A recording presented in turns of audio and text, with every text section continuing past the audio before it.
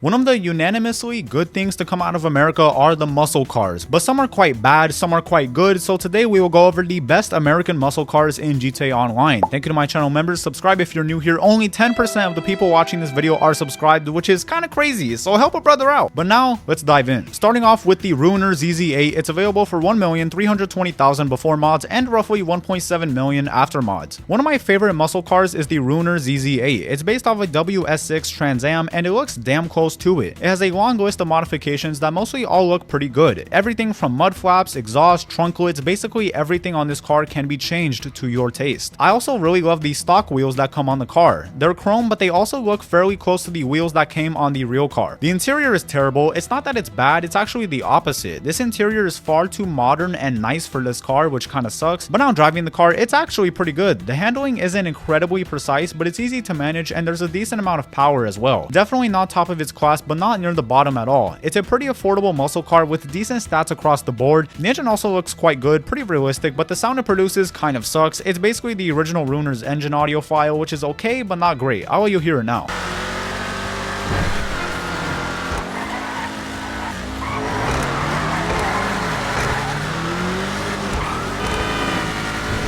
Next up we have the Impaler, available for $331,835 before mods or the trade price of $249,500 and roughly $600,000 after mods. The Impaler is an extremely underrated muscle car. It looks fantastic in its stock form. You can also upgrade it to its Arena War counterpart, but I would advise against that. It has an okay amount of mods, but none that really alter the look of the car greatly. If you don't like how it looks stock, then you basically can't change that with mods. It's based on a couple of cars, but primarily an older Impala. The interior is just okay. It has this strip of carbon fiber on the dash that looks really out of place, at least to me, although you can change the color, which is pretty nice. The engine looks quite bad as well, definitely an older reused asset. I will also quickly mention the high beams because they're pretty neat. There's this little piece on the front fender of the car that is actually a light, and the other headlight in the housing lights up as well for the high beams. As for the driving experience, it's actually really fun. It's quite fast and handles decently, but be wary of giving it too much input on corners because the rear can and will kick out on you, but it's easy to catch for the most part. It's also notable that this can do a solid wheelie. I mean, you can reach triple digit speeds while doing a wheelie, but there is some finesse to it.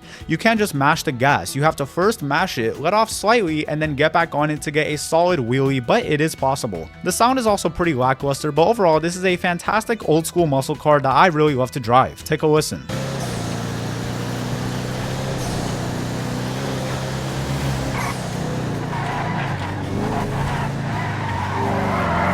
Next up we have the Beater Dukes, available for $378,000 before mods and roughly $700,000 after mods. The Beater Dukes is just a great muscle car. It's based on an old Dodge Charger and it resembles that pretty well. It has so many modifications that it's actually a little bit crazy. There's a lot of mods that support the rusty kind of barn find aesthetic if that's what you're going for. If you want to go for a resto mod build, you can also do that pretty easily as well. Or if you want a simple OEM look, you can do that too. I especially love all the hood options. I went with the shaker hood, but there's a lot of cool options. The interior is unfortunately pretty bad. It has the same carbon fiber trim from earlier. The engine looks okay, but half of the hood options either block the engine itself or straight up don't allow you to open the hood because of the hood pins. Driving the Beater Dukes, however, is just on par. I would say maybe a bit less. It's not that fast and the handling isn't the best, but both are acceptable and certainly don't make me not want to drive the car. Because it's long, you also have to be mindful of that whenever you're cornering or whatever. The engine sound is just okay, nothing crazy as well. The price fully equipped is also very reasonable, however, and it makes for a good budget muscle car that has acceptable performance across the board. I also like it because this car was in GTA 4 as well, but take a listen.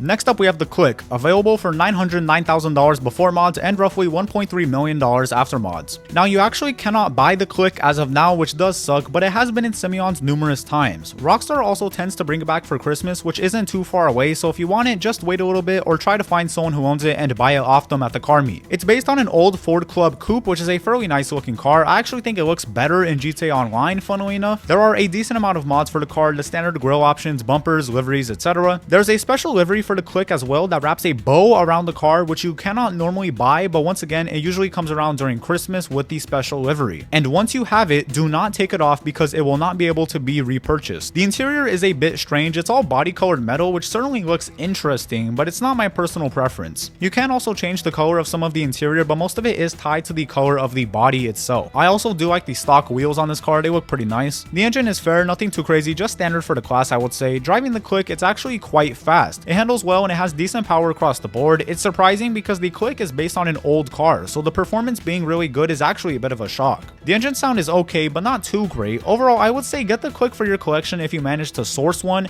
It's an uncommon car to find at Simeon's, however, it has been there before, and you likely only have one more chance to get this car in December before GTA 6 comes out, but take a listen to it.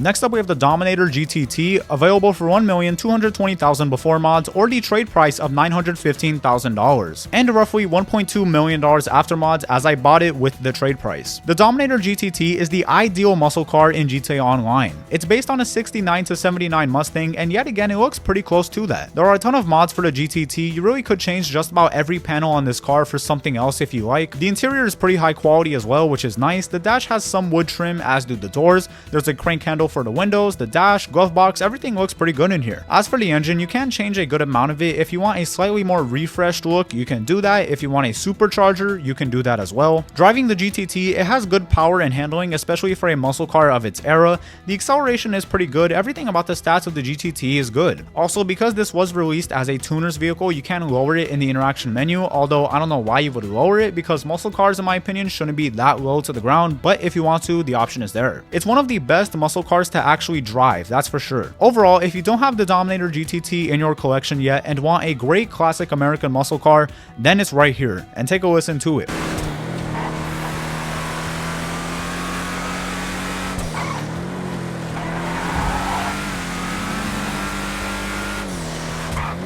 Next up, we have the Dominator ASP, available for $1,775,000, or the trade price of $1,331,250 before mods, and roughly $1.7 million after mods, as I bought it with the trade price. The Dominator ASP is a well-rounded muscle car from the modern era. It's based on a New Edge Mustang, and I mean, this is as close as it's gonna get when you're talking realistic cars in GTA Online. There are plenty of mods to customize it. Here I made mine look like the Cobra with the massive wing in the back.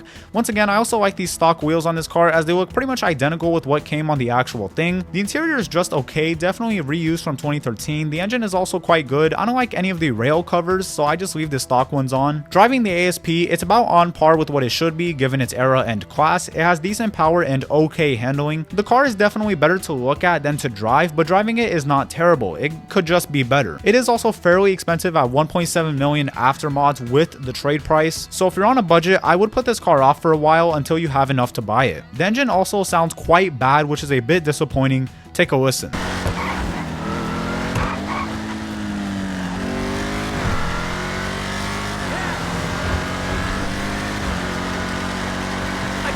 Next up, we have the Tampa GT, available for $1,311,000 before mods and roughly $3.1 million after mods. The Tampa GT is a one-trick pony that does its one trick well. It's based on the Plymouth Rest in Peace Belvedere GT6 with some inspiration from other cars also. There are a good amount of mods to support the Tampa GT, like the usual hood, bumper, and delivery upgrades. The interior is also very fitting of the car for its time period, and I like how even the rear seats have a crank for the window, which means that the little passenger window in the back rolls down. Of course, it doesn't actually roll down, but the fact that the crank is there, shows that it could. The engine is a bit basic, but fine, I guess. But now let's talk about the one trick this car has. It has HSW, and due to that, it's really fast. This thing will hit 180 miles per hour with no problems, but once you approach, a corner, it gets a bit messy. The Tampa GT has terrible handling and can't brake to save its life, which means the braking zone for a corner is like a mile earlier than what it would be in any other car. That's not solely because it's fast, because there are cars that are fast that still have good brakes, brakes, but this car just doesn't. I guess you could put it this way. If you ever needed to get to Sandy or Pulido and don't want to use a helicopter or plane, then the Tampa GT would be perfect for that because of its speed and you can just use the freeway to get there. The engine sound is also just average, unfortunately. The Tampa GT looks great and it has great speed but nothing else. And that's all I really need, to be honest with you. Overall, I would only buy this if you had a lot of money and wanted a muscle car for sheer speed, good looks, and nothing else. But now, take a listen.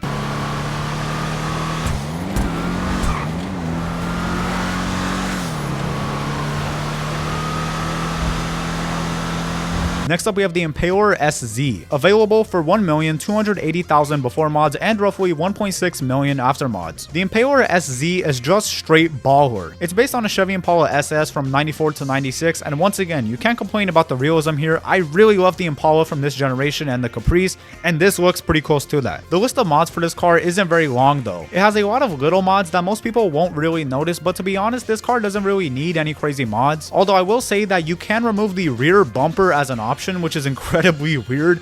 Not sure why you'd want to do that, but I guess you can. The interior is just okay, but I do like that there is a charging Rhino on the steering wheel. The engine looks good, but the rest of the actual engine bay looks somewhat low quality. Driving the Impaler SZ, it's nothing special, but I do like that it has 4 doors, so you could bring your friends if you're doing missions or something to keep everyone in one car, and the performance isn't bad. It just isn't anything great. The engine sound also isn't great. It's actually bad for what it should be, but I guess it's acceptable. I just love the aesthetic of this car. I've always liked how these Impalas looked, and it looks just as good as it does in real life in GTA Online.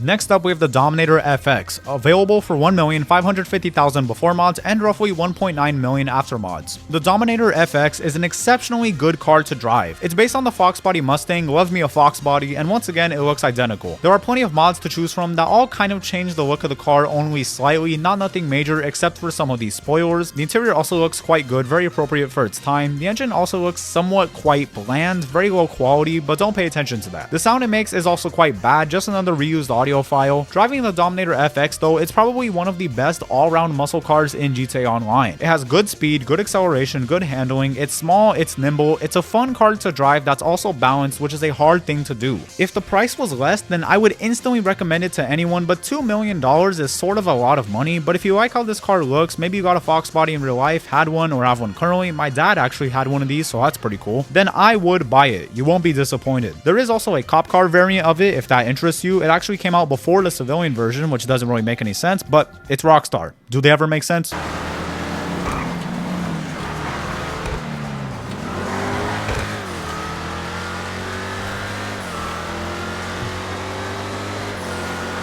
Next up, we have the Vigero ZX, available for 1,947,000 before mods and roughly 2.9 million after mods. Everybody knows that the Vigero ZX is great. It's probably one of the best all-round cars to ever be added to GTA Online when you take into account realism, performance, everything. It's based off of the Camaro, the one that just went out of production, and it took the pre-facelift generation, that's what the main car is based off of, and it gave it the post-facelift headlights, which I personally really dislike. Aside from that, it has a lot of mods that of course mostly all look pretty good. The stock wheels on this car are also pretty nice and realistic. They are finished in chrome though. I'd rather it be steel finished, but I'd also rather it be chrome than alloy. The engine is nicely detailed with no customizations available. The interior is okay but not great, with some detail but not much. The Vigero ZX is a very fun car to drive as it has incredible speed courtesy of HSW and acceptable handling. It's not bad, but the Camaro in real life, especially the higher trims, are known to handle very well for its class. I wish that was carried over into GTA Online. The sound is also quite frankly terrible, which sucks. The Vigero ZX is simply a must-have even with its high price. There's also a convertible variant if you prefer it that also comes with HSW. If you don't have one, start saving ASAP, and now take a listen.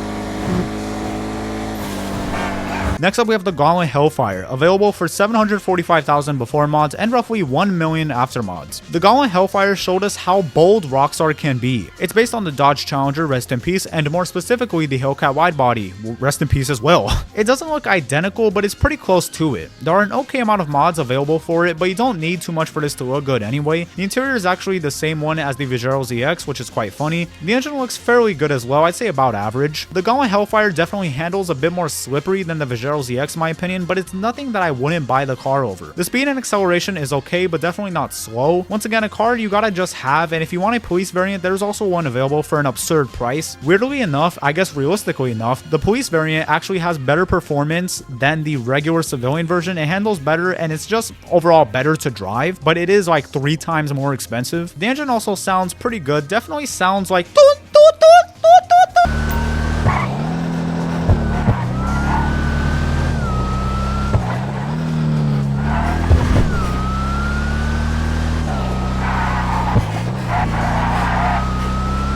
Next up, we have the Dominator GT, available for $2,195,000 before mods and roughly $2.5 million after mods. The Dominator GT is a great handling muscle car that also packs a punch. There are a lot of mods for the car that allow you to really make any trim of the Mustang, which is what this is based off of, the S550 specifically. The interior is once again the exact same interior we saw on the previous 2 cars. The engine is pretty nice with a Vapid branded strut bar, but what pisses me off is the fact that after hood option number 6, you won't be able to pop the hood anymore because they all come with hood pins which lock the hood. Driving the Dominator GT, however, is quite a fun time. It has great handling compared to other muscle cars and in general with good power as well. It's a shame that this only came in convertible form, because if this had a coupe version, it would be my top 5 cars in the game. The Dominator GT is definitely a car worth buying, however, you won't be disappointed by the performance or looks of the car. Unless you don't like convertibles, then you're out of luck, but take a listen.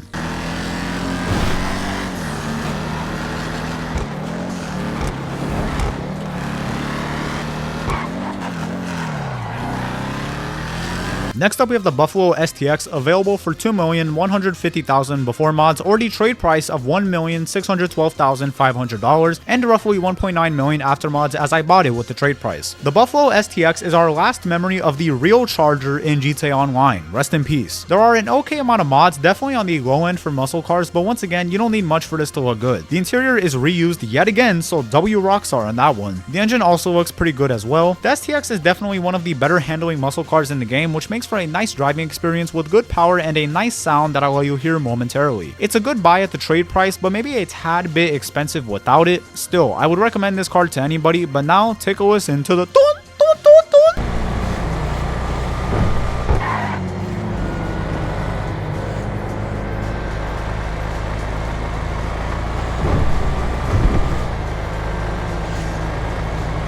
Next up, we have the Future Shock Imperator, available for $2,284,940 or the trade price of $1,718,000 before mods and roughly $3 million after mods. I think a lot of people don't even know that this car exists. It's an Arena War car, but you don't have to put all the crazy Arena War stuff on it, and if you don't, it looks quite good. It doesn't really have too many mods though, because most of them are crazy Arena War mods that we don't want. The engine also looks quite weird. It's just laid out in a strange way. I don't know. The interior is that weird carbon fiber one that doesn't fit the car as well, which kind of sucks. But now we drive the Imperator, and it has a unique perk. Because it's an Arena War car, you can equip it with nitrous, which is just the coolest damn thing ever. You can get up to speed quite easily with it and hold a decent drift while using the boost. The handling is decent, definitely manageable, but not the strong point of the car. It is very expensive, but if you want a car that nobody knows exists while also having nitrous, I mean, come on, it's nitrous, then buy the Imperator, specifically the Future Shock variant, so it's not all rusty and ugly looking. Don't make the same mistake I did. But now, take a listen.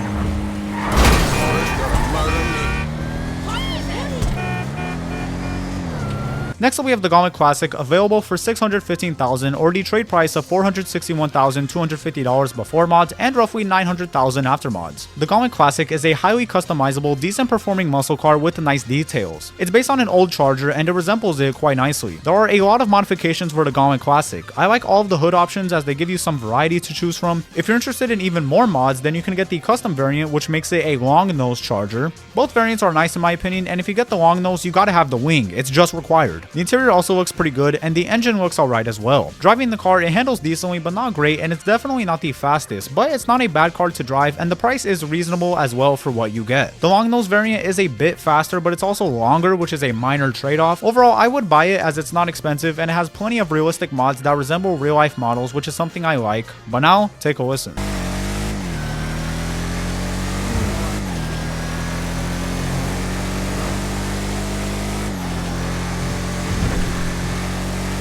Some quick honorable mentions, starting off with the Arbiter GT. It's way overpriced for what it is, and it handles so incredibly poorly. You barely touch the wheel, let go, and the car will still continue to turn in the direction that you were initially going in. It is very fast and very nice looking with a lot of good mods, but it sucks that A, it's way overpriced. With HSW, this thing is like a couple mil, and 2, it handles so badly that it literally makes it hard to drive. Taking a corner in this thing is like gambling and hoping to get a 777 every time to make it around the corner without crashing into a wall. Please do not buy this car unless you really like how it looks and have a ton of money. Next up, we got the Drift Tampa. It's not a traditional muscle car in terms of performance and all that. It's also quite low to the ground, but I really love how it looks. Funnily enough, it is not a good drift car, but it does have a drift tune optional, which makes it good for that. Because of its power and all-wheel drive capability, it just has too much grip to really hold drifts without the tune. It's mainly not in the actual list because technically it's in the sports category and not the muscle category, but I still recommend buying it if you haven't already. Next up, we got the Buffalo and the Buffalo S. The Charger that just went out of production, not that weird EV one, didn't really change all that much throughout its model cycle. These are basically two older versions of the Buffalo STX, but I still like how they look. I just felt like if I added the STX, then why would I add these when the STX is better than these? But the older Buffaloes are still cool and worth getting as they aren't expensive at all. And that is it, everyone. Thank you for watching. Subscribe to become the 10% of people who are actually subscribed to me. I mean, you want to be in the 10%, right? Come on. And thank you to my channel members, which for the month of September are as follows. Thank you to Anawack, KOIAER, Karso, Agaro, PAARTHUR, Agent, Joshua, Nekoshi, and our newest channel member, Radioactive 661. I greatly appreciate you guys. I appreciate you all. Please have a great day or night or evening. I'll see you all later. And goodbye. Hey, hey, look, hey, look, hey, look. You better subscribe, because if you do not, I might cry. You better subscribe, I ran up the bands in GTA 5. You better subscribe, because if you do not, you might cry. You better subscribe, because if you don't, I might die. You better subscribe, I'm about to go crazy on the beat. You better subscribe, hey, wait for the beat to drop. Ooh, you better subscribe, hey, you better subscribe, I'm out of breath. You better subscribe.